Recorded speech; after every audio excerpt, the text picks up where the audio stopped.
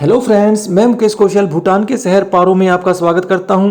हम यहां पर रुके थे इस तासीलिंग नामक होटल में, जहां हमें केवल 1500 रुपीज़ में ही रूम मिल गया था। पारो 3 चीज़ों के लिए जाना जाता है। एक तो यहां पर भूटान का एकमात्र इंटरनेशनल एयरपोर्ट है। दूसरा, भूटान का जो आइकॉनिक मोन्यूमेंट है यानी टाइगर नेस्ट, वो भी यहीं पर है। और तीसरा, यहाँ पर है नेशनल म्यूजियम। हम वैसे यहाँ पर कल आ गए थे, लेकिन कल सीधा हम तक्सांग मोनेस्ट्री यानी टाइगर नेस्ट में ट्रैकिंग करने के लिए चले गए थे। और आज हम जा रहे हैं नेशनल म्यूजियम ऑफ भूटान देखने के लिए, जो मेन सिटी से लगभग 5 किलोमीटर की दूरी पर है और रिवर की दूसरी साइड एक पहाड़ी की तलहटी में है।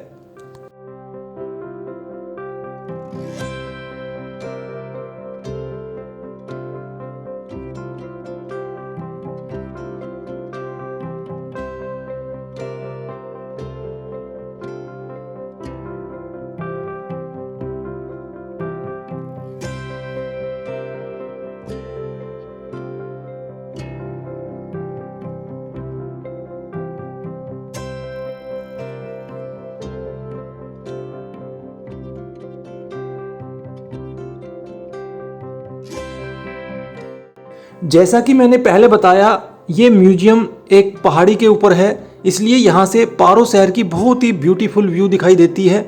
वैसे पारो शहर अपने आप में बहुत ही खूबसूरत है और पूरा शहर ही देखने लायक है।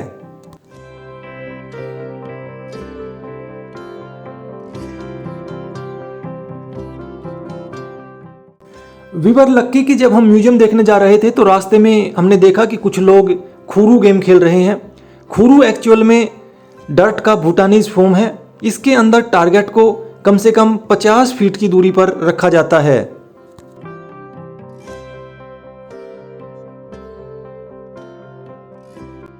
म्यूजियम के बाहर एक बहुत ही अच्छा कैफे बना हुआ है, जहां से पूरे शहर का एक बहुत ही मनभावन दृश्य दिखाई देता है। यहां पर आप जो भूटान के पारंपरिक परिधान हैं वो पहनकर पिक्चर भी क्लिक करा सकते हैं।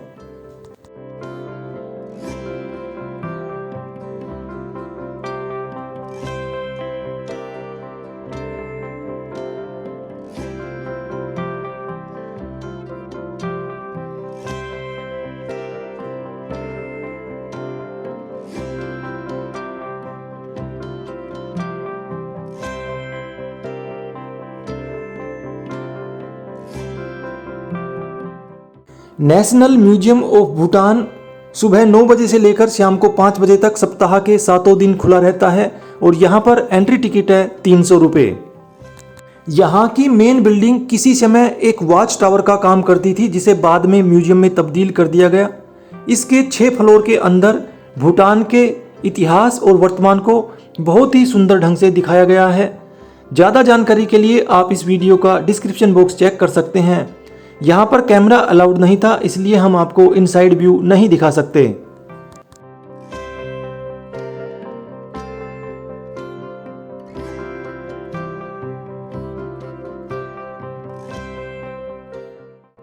आज भूटान में हमारा तीसरा और आखिरी दिन है।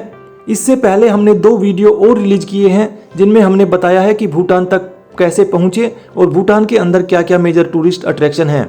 यदि आपने वो वीडियो नहीं देखे हैं तो उनको जरूर देखें।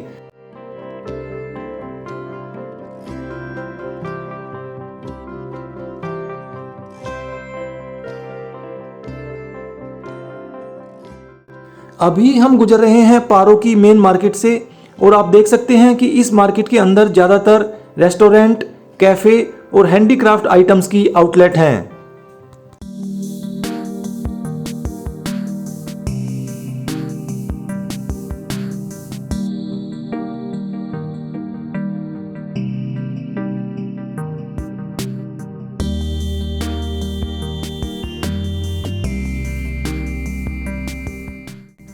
भूटान के अंदर 3 मेन टूरिस्ट डेस्टिनेशंस हैं। एक तो कैपिटल सिटी थिम्पू, दूसरी पुनाखा और तीसरा पारो। हमें सबसे ज़्यादा पसंद आया पारो। यदि आपके पास टाइम अधिक है तो आप ज़्यादा से ज़्यादा समय पारो में व्यतीत करें और यहाँ जाने का सबसे उपयुक्त समय है अक्टूबर मंथ।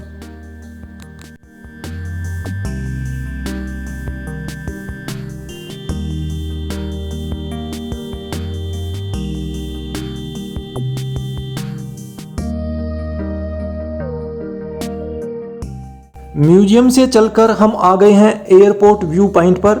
ये जगह मेन घाटी से थोड़ी ऊंचाई पर है, इसलिए आपको पूरा एयरपोर्ट दिखाई देगा। यदि आप मॉर्निंग में यहाँ पर जाते हैं यानी सुबह 10:30 बजे के आसपास, तो यहाँ पर आप एरोप्लेन की लैंडिंग और टेक ऑफ भी देख सकते हैं।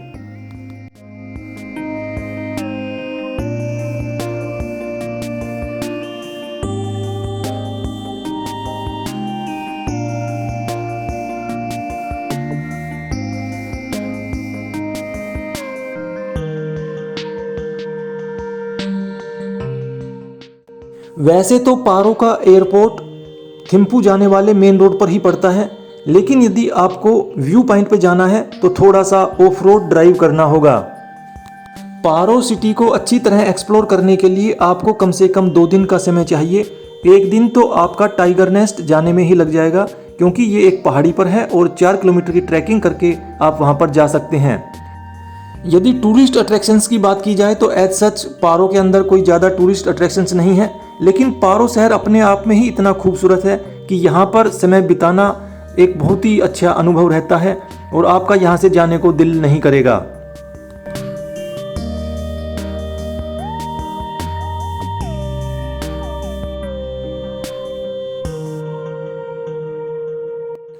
फिलहाल हम आ गए हैं चुजुम पर, जो वापसी के रास्ते में ही पड़ता है और यहाँ पर 2 नदियों का संगम होता है।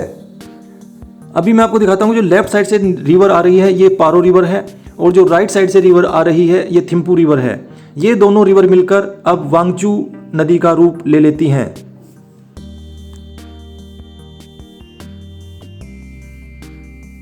हमने पारो सिटी के एयरपोर्ट व्यू पॉइंट से सुबह 11 बजे अपनी रिटर्न जर्नी स्टार्ट की थी और 4 घंटे के बाद हम पहुंच गए हैं यहाँ के फुनसलिंग सिटी में, जो भूटान का एक बॉर्डर टाउन है और इंडिया के जयगांव के साथ अपना बॉर्डर शेयर करता है।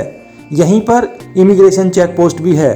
यदि आप पारो से डायरेक्ट दिल्ली की फ़्लाइट लेंगे तो बहुत ज़्यादा कॉस्टली है, लेकिन यहाँ नज़दीक में इंडिया का बागडोगरा एयरपोर्ट पड़ता है, जो फुनसलिंग से केवल 150 किलोमीटर की दूरी पर है। वहाँ से आपको काफ़ी सस्ती फ़्लाइट मिल जाएंगी। इतना ही नहीं, यहाँ से पश्चिमी बंगाल का हासीमारा रेलवे स्टेशन केवल 20 किलोमीटर की दूरी पर है। तो ये है फुनसलिंग का इमिग्रेशन चेक पोस्ट। 5 मिनट में ही हमारी यहाँ पे सारी फॉर्मेलिटीज़ पूरी हो गई और हम पहुँच गए जयगांव में। टूरिस्ट का इमिग्रेशन चेक पोस्ट पर जाना जरूरी होता है, जबकि ड्राइवर हमारा सामान लेके दूसरे गेट से सीधा यहाँ पर जयगांव में आ गया था और यहाँ से फिर अब हम ऑटो पकड़कर जाएंगे हासीमारा रेलवे स्टेशन।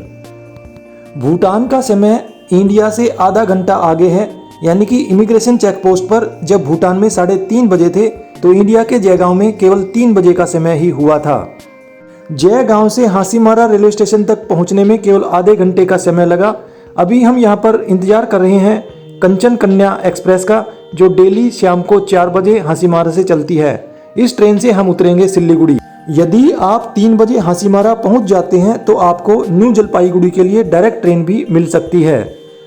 वैसे ज़्यादातर दिल्ली के लिए ट्रेनें न्यू जलपाईगुड़ी से ही चलती हैं।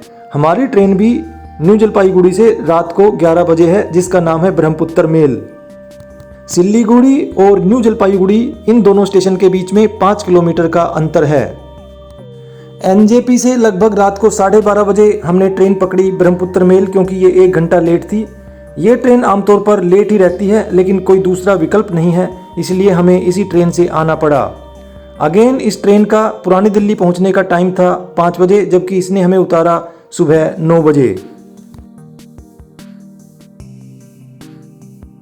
और इसके साथ ही हमारी भूटान यात्रा समाप्त होती है। दोस्तों, उम्मीद करता हूँ ये वीडियो आपको पसंद आया होगा। यदि वीडियो पसंद आया हो तो इसे लाइक करें। देश और विदेश के ऐसे ही रोमांचक और बजट फ्रेंडली वीडियो देखने के लिए हमारे चैनल को सब्सक्राइब करें।